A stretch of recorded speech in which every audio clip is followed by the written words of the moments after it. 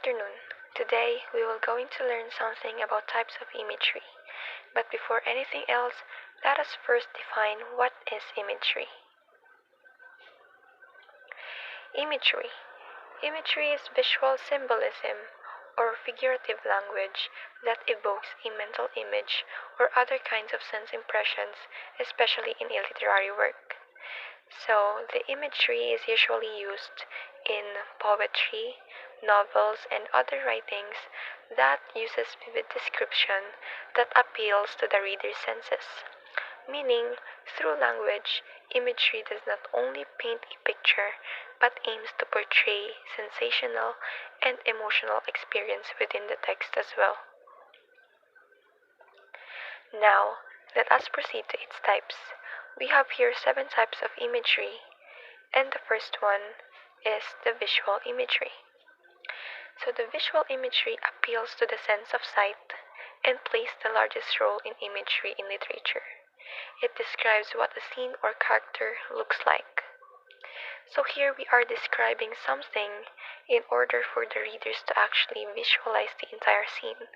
It may include colors, brightness, shapes, sizes, patterns, and etc. And for us to really understand visual imagery, we have here an example poetry written by James Taylor. Tender like a night in June, sweeter than a honeymoon, brighter than a silver spoon, just as crazy as a loon, softer than a lullaby, deeper than the midnight sky, soulful as a baby's cry, my sweet potato pie. So, as we read the poetry, we can identify that the word mentioned a while ago, such as brighter, softer, and deeper, describes the ambience of the entire scenery. The next one is the auditory imagery. The auditory imagery describes specific sounds that are happening within the story.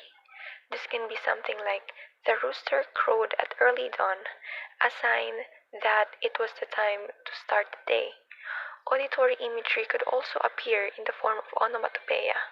Words such as bang, ding dong, tick tock all work to describe sounds that most people are familiar with. So it was clearly stated that this type of imagery appeals with our sense of hearing, or it is simply about specific sounds. Here are some of the example.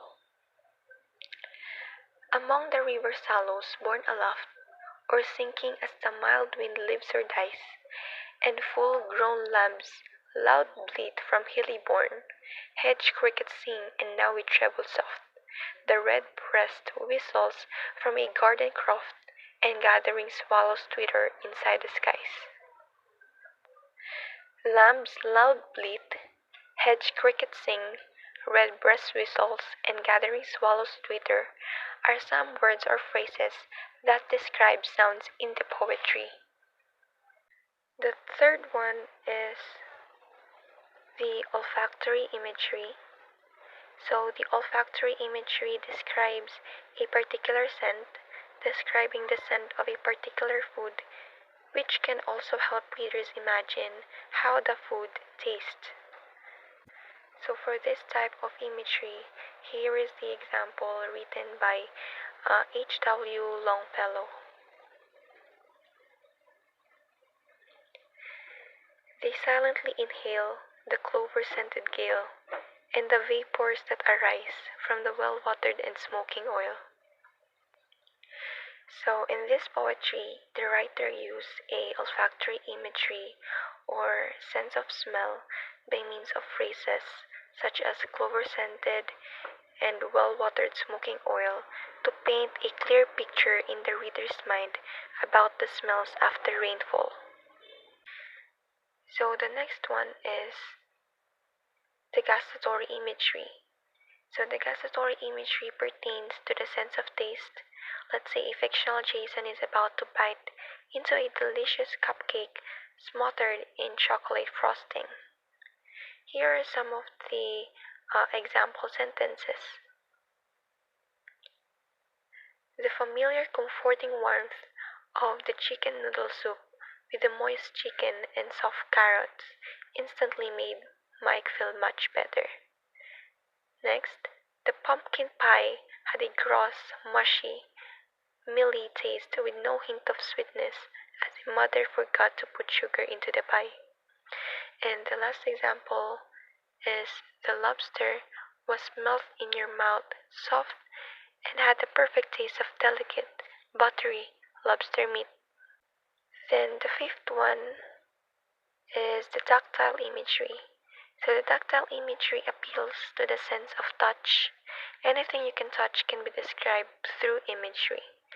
So again, here are some of the example sentences. Number 1, as I tumbled down the hill, the loose rocks raced alongside me, pricking my hands and face like 100 tiny knives. Next, the little puppy accosted me as he slobbered my face with his wet and eager tongue. And the last one, I had no choice but to pet his cotton soft fur. I ruffled his floppy ears as he slapped his meek soft paw into my hand. So the word pricking, accosted, and ruffled uh, describe something about our sense of touch. Then we have here the kinesthetic imagery. So this type of imagery deals with the movement or action of objects or people. An example of kinesthetic imagery could be the birds flap their wings in excitement, the promise of food so close. So in addition, here is some example of kinesthetic imagery. This sensible warm motion to become a kneaded clod, and the delighted spirit to bathe in fiery floods or to reside in thrilling region of thick ribbed ice. So the warm motion and the kneaded clod portrays an action or a movement. Lastly, we have organic imagery. So it is the most difficult form of imagery to write because it deals with creating specific feeling or emotion within the reader. Phrases that makes the reader feel sad, fearful, nostalgic, elated, even lost are all extremely effective organic imagery. So here are some of the examples. The stars in her eyes shine brighter today, and she let her body sway to the music. So this sentence depicts happiness. And then the second one, his jaw tightened and dismissed the tears welling up in his eyes. It portrays disappointment. While the third one, his teeth gritted inside his mouth, but he didn't look away from her. Obviously, it depicts jealousy. That's all for this video presentation. I hope that I discuss imagery and its types very well. Again, good day to everyone and thank you for watching.